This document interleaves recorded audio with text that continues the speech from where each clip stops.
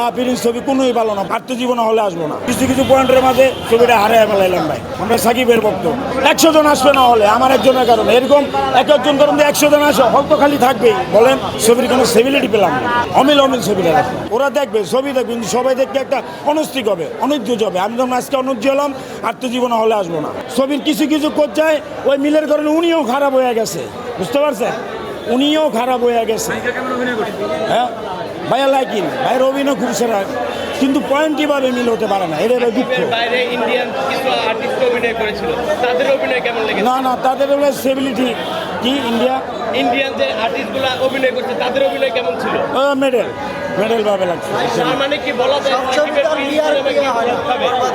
সাকিবের Prince cinema কি flop খাচ্ছে আপনাদের কাছে মনে হচ্ছে? হ্যাঁ হ্যাঁ হ্যাঁ, প্রিন্স ছবি আমি বলি না খারাপ, ঠিক আছে, কিন্তু ছবির কোনো অ্যাটলিস্ট রিভিজেড ফার্স্ট টুলের একটা মিলের মতো দেয়, কিন্তু ওই ছবিটা রাখতে পারে না।